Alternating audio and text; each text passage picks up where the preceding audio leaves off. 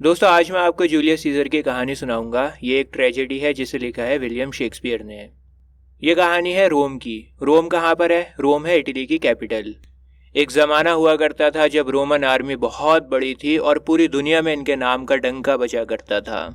और इसी रोम में एक राजा पैदा हुआ जिसका नाम है जूलियस सीजर।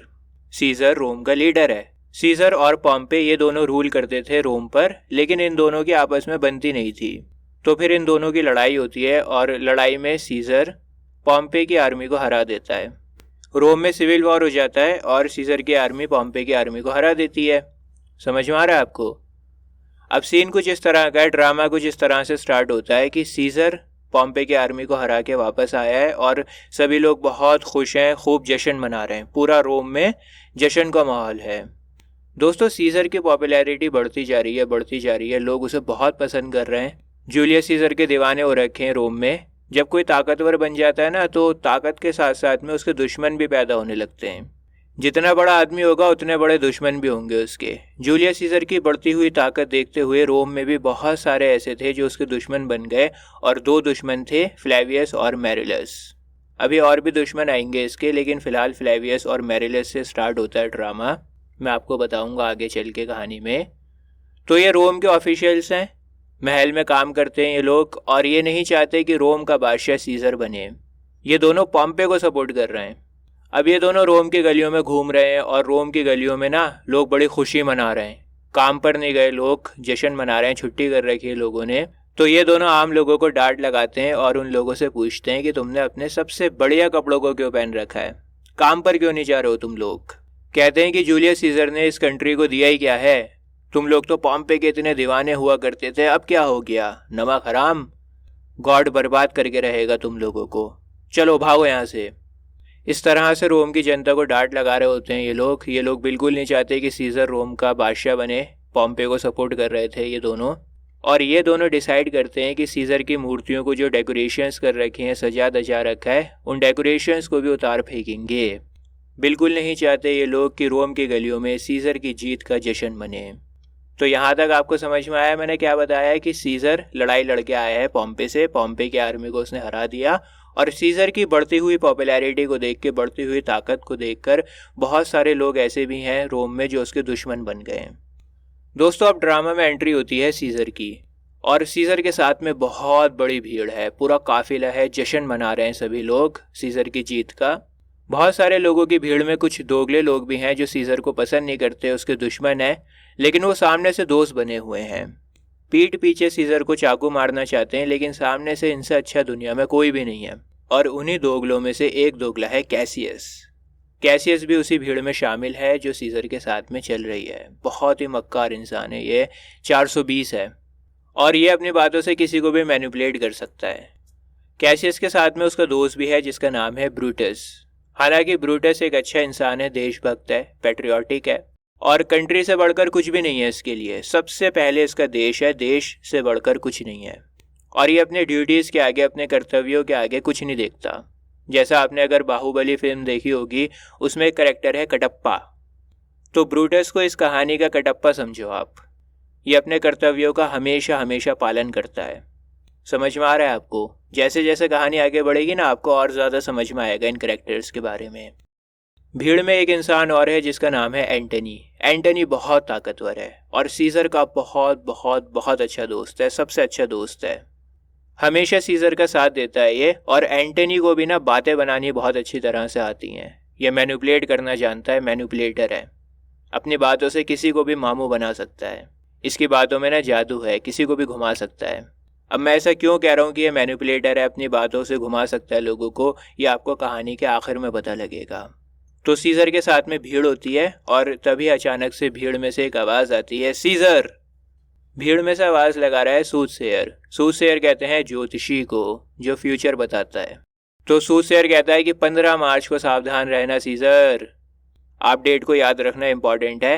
आइट्स ऑफ मार्च यानी 15 मार्च को सावधान रहने को कहता है। सीजर सूदसेयर की चेतावनी को इग्नोर कर देता है, कहता है कि यार ये तो फर्जी बातें कर रहा है, हाँ चलो चलो आगे बढ़ो। दोस्तों स्टेज पर से अब सभी लोग चले जाते हैं, सिर्फ ब्रूटस और कैशियस रहते हैं स्टेज पर। मैंने आपको बताया था ना कि ये दोनों बहुत अच्छे दोस्त हैं। ब्रूटस देशभक्त है और कैसियस बहुत मक्कार है, 420 है। कैसियस सीजर से नफरत करता है और चाहता है कि ब्रूटस भी कैसियस की साइड में हो जाए और सीजर से नफरत करने लगे। तो अब कैसियस क्या करेगा, नफरत के बीज बोएगा सीजर के लिए और ब्रूटस को उकसाएगा कि वो सीजर के खिलाफ हो जाए। कहता है कि यार ब्रूटस, अब तुम में ना वो बात नहीं रही है, वो मोहब्बत नहीं रही है जैसे पहले हुआ करती थी। ब्रूटस कहता है नहीं यार कैसियस, ऐसी बात नहीं है, दरअसल मैं कुछ परेशानियों में चल रहा हूँ, अपने से लड़ाई लड़ रहा हूँ मैं, मेरा इस वजह से ये बिहेवियर हो गया है, गलत मत समझो यार। कई बार होता है ना कि हम लोग अपनी परेशानियों में उलझे हुए होते हैं, इस वजह से फ्रस्ट्रेटेड हो जाते हैं, सही तरह से बात नहीं कर पाते, बिहेवियर चेंज हो जाता है हमारा। तो यहाँ पर यही कह रहा है ब्रूटस की ऐसी बात नहीं है, मैं अपनी परेशानियों में उलझा हुआ हूँ, अपने आप से लड़ाई लड़ रहा हूँ, इस वजह से मेरा ये बिहेवियर हो गया है, तुम गलत मत समझो। कैसियस कहता है कि यार काश जो खूबियाँ दूसरे लोगों को तुम में दिखाई दे रही हैं, काश वो खूबियाँ तुम भी अपने आप में देख सको। मतलब कहना चाह रहा है कि ब्रूटस, तुम्हें खुद नहीं पता कि तुम कितने कीमती हो, कितने काबिल हो, तुम्हें अपनी खूबियों का खुद ही अंदाज़ा नहीं है। फंसाने की कोशिश कर रहा है, मैनिपुलेट करने की कोशिश कर रहा है ब्रूटस को। कहता है काश तुम्हें पता लग जाए कि तुम्हारी खूबियाँ क्या हैं, दूसरे लोगों को तो दिखाई दे रही हैं, सब तुम्हारी बातें करते हैं, सबको पता है कि तुम कितने कीमती हो, लेकिन तुम्हें नहीं दिखाई दे रही। इस तरह से ये लोग बातें कर रहे होते हैं और फिर ब्रूटस कहता है कि यार मुझे डर है कि कहीं सीजर को किंग ना बना दिया जाए।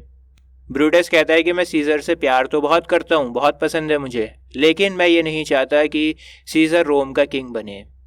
देखो ब्रूटस चाहता है कि रोम में डेमोक्रेसी रहे, रिपब्लिक रहे रोम, और किसी एक इंसान के पास में सारी ताकत ना चाहे, डिक्टेटरशिप ना पहले रोम में। वो चाहता है कि रोम का अच्छा हो, रोम से बढ़कर कुछ भी नहीं है, जो मेरे देश के लिए अच्छा है वही हो। मैं आपको बता दूं कि रोम में ना उस दिन लुपर्कल फेस्टिवल चल रहा होता है। मैं आपको लुपर्कल फेस्टिवल के बारे में बता देता हूँ थोड़ा सा, और यहाँ से आपका एमसीक्यू भी बन सकता है लुपर्कल फेस्टिवल से, तो ये इंपॉर्टेंट भी है। देखो ये फेस्टिवल लुपर्कस गॉड के लिए मनाया जाता है। लुपर्कस गॉड है फर्टिलिटी के देवता। ये फेस्टिवल मनाया जाता है ताकि औरतों की फर्टिलिटी को बढ़ाया जा सके। अगर कोई विमेन कंसीव नहीं कर पा रही है, बच्चा नहीं पैदा कर पा रही है, तो उसकी फर्टिलिटी बढ़े। मैं आपको थोड़ा सा बताता हूँ कि ये फेस्टिवल कैसे मनाया जाता है। थोड़ी सी मेरी लैंग्वेज कड़क रहेगी, तो आप चाहें तो इस पार्ट को स्किप कर सकते हैं। फेस्टिवल में सबसे पहले बकरे और कुत्तों को काटा जाता है, उसके बाद उनकी खाल को उतारा जाता है, खाल के टुकड़े किए जाते हैं और मरे हुए जानवरों के खून में डुबोया जाता है खाल को। इसके बाद उन खून में डूबे हुए खाल के टुकड़ों को प्रीस्ट पकड़ते हैं और रोम की गलियों में भागते हैं। खाल के टुकड़े को लेके रोम की गलियों में भागते हैं। बहुत कम कपड़े पहन रखे होते हैं प्रीस्ट ने, और कोई कोई तो पूरी तरह से नेकेड होता है, नंगा होता है। इसके बाद उस खाल के टुकड़ों को औरतों से टच किया जाता है ताकि वो औरतें फर्टाइल हो सकें, बच्चा पैदा कर सकें। मैं आपको बता दूं कि सीजर की खुद की वाइफ भी बांझ है। जूलियस सीजर की कोई औलाद नहीं है और सीजर ने भी अपनी वाइफ से कह रखा है कि तुम भी लुपर्कल फेस्टिवल में जब दौड़ लगे तो एंटनी के सामने खड़ी हो जाना ताकि एंटनी तुम्हें छू ले। एंटनी, मैंने आपको बताया ना कि सीजर का बहुत अच्छा दोस्त है और ये भी लुपर्कल फेस्टिवल में पार्टिसिपेट कर रहा है।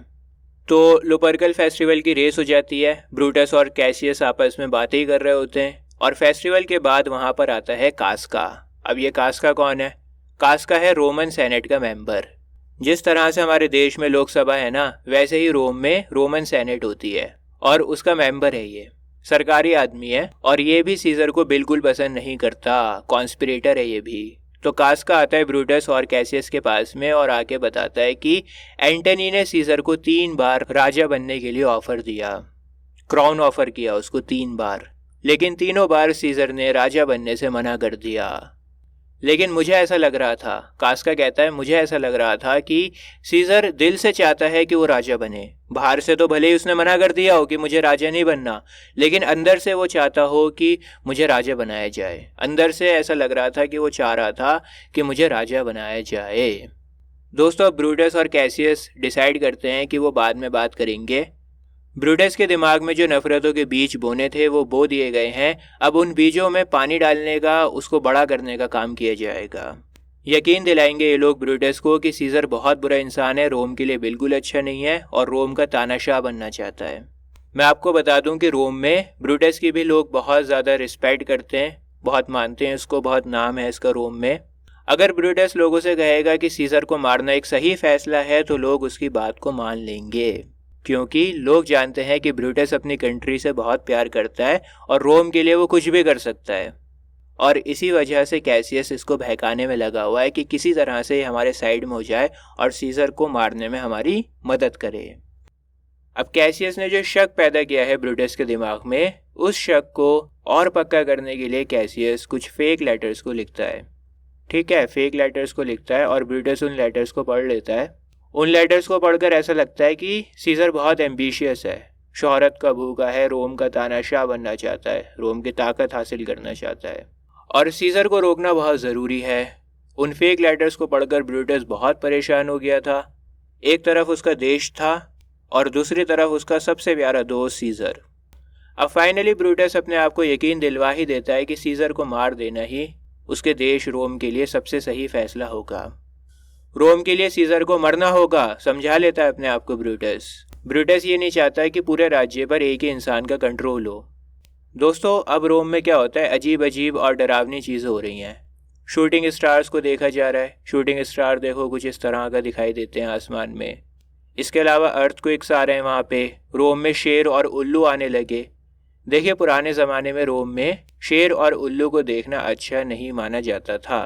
ऐसा माना जाता था कि अगर शेर या उल्लू दिखाई दे रहा है तो कुछ ना कुछ बुरा होने वाला है।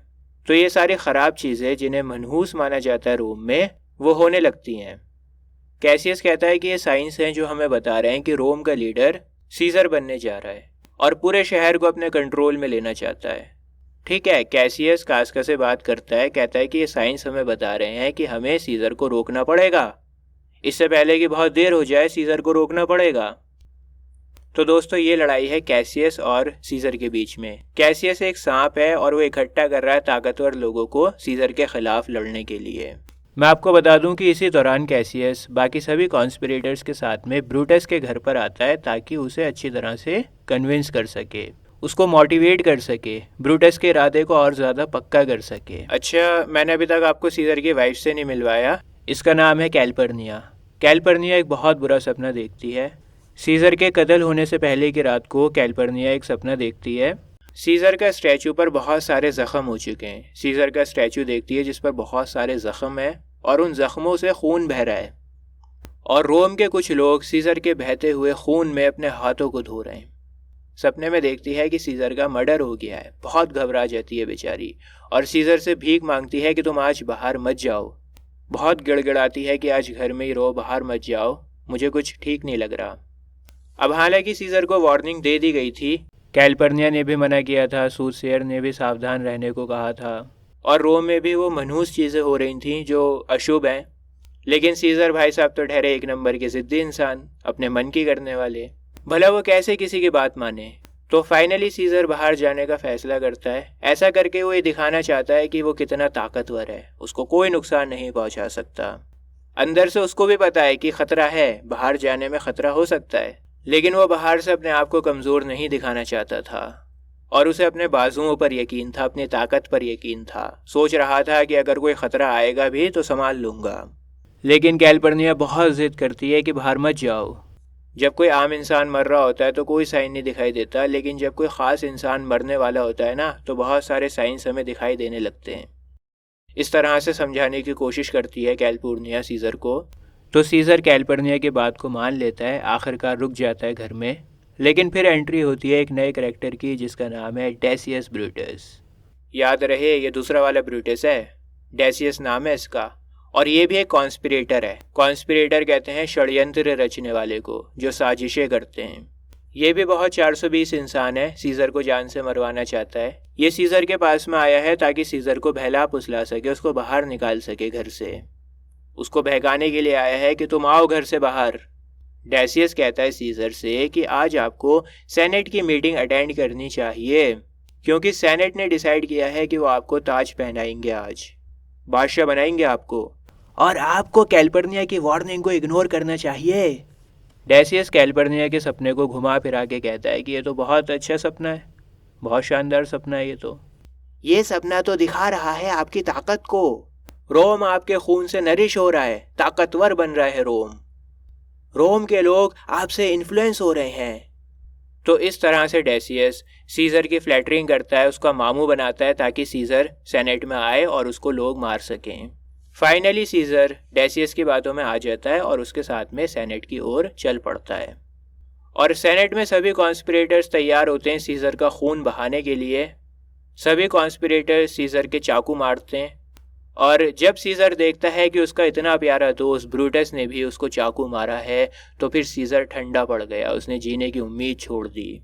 स्ट्रगल नहीं किया उसने, उसके मुंह से बस चंद वर्ड्स निकले। उसने कहा, तुम भी ब्रूटस। मैं तो टूट गया भाई साहब, मैं तो। सीजर के मरने के बाद कॉन्स्पिरेटर्स ने सीजर के खून में अपनी तलवारों को और अपने हाथों को धोया और रोम की आज़ादी का जश्न मनाया। कॉन्स्पिरेटर्स का मानना था कि रोम अब टायरनी से, तानाशाही से आज़ाद हो चुका था। दोस्तों, आपको याद है कैलपर्निया ने सपने में देखा था कि सीजर के स्टैचू पर बहुत सारे ज़ख्म हो चुके हैं और उन ज़ख्मों से बह रहे लहू से लोग अपने हाथों को धो रहे हैं। तो कैलपर्निया का जो सपना था वो हकीकत बन चुका है। कॉन्स्पिरेटर्स ने सीजर के लहू से, उसके खून से अपने हाथों को और तलवारों को धोया और कुछ इसी तरह का सपना कैलपुर्निया ने देखा था। अब यहाँ पर एंट्री होती है एंटनी की। मैंने आपको बताया था कि एंटनी सीजर का बहुत अच्छा दोस्त है, सबसे बेहतरीन दोस्त है और इसको आसानी से मैनिपुलेट भी नहीं किया जा सकता। ये जानता था कि क्या सही है और क्या गलत। जिस तरह से ब्रूटस कॉन्स्पिरेटर्स की बातों में आ गया वैसे एंटनी नहीं आने वाला।